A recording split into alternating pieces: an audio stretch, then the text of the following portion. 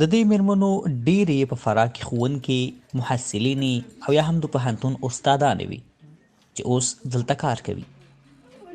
پر افغانستان د طالبانو له واکمنۍ وروسته چې د مېرمنو په کار کولو یې بندیز ولګاوه، ډېرې مېرمنې اړې شوې چې خپل شغل بدل کړي. خو د دوی ترمنځ په فراه کې د نجونو د یوې لیسې مدیره بهاره وایي میړه یې د پخواني حکومت کارکوونکی و چې اوس په کور ناست دی او دا اړتیا لري چې نیمه ورځ ښوونځي ته لاړه شي او له هغې وروسته دلته په دې کارګاه کې کار زده کړي. مخکې ورسره نابلده وم، خو اوس د خپل استاد په همکارۍ له کار سره آشنا سوی یم. خو زموږ د خیاطۍ وسایل ډېر کم دي او موږ له جدي ستونزو سره مخ یو. موږ د وسایلو له کمښت سره مخ یو. حتی فرش مو له بل کوره د همکارۍ په ډول اخیستی دی.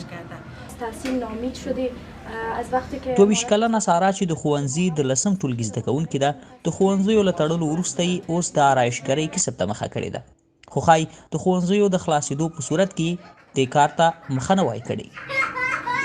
له کومه وخته چې اسلامي امارت راغلی د موږ ښوونځي تړل سوي دي او موږ نسو کولی درس ووایو، نو ځکه دلته راغلم چې یو کار زده کړم. د خیاطۍ د زده کړې په دې مرکز کې داسې مېرمنې هم شته چې د خپلو کورنیو سرپرستان یې په بېلابېلو پیښو کې له لاسه ورکړي دي. بابو ګل یوه له همدې مېرمنو ده. کولی سم چې خپل لباسونه د ماشومانو لباسونه وګنډم، له همدې لارې وغواړم چې خپلې کورنۍ ته یوه مړۍ ډوډۍ پیدا کړم. د خیاطۍ د زده کړې د دې مرکز مسؤلان وایي چې زیاتره زده کوونکي ښوونکي، زده کوونکي او محصلین دي. موږ د 20 په شاوخوا کې زده کوونکي لرو. دوی ډېرې زیاتې اقتصادي ستونزې لري. موږ دوی ته زده کړې ورکوو ترڅو دوی وکولی سي چې ځانونو ته د خیاطۍ ماشینونه خپله وپلوري، خو اوتو او نور د اړتیا وړ وسایل نسي پلورلی.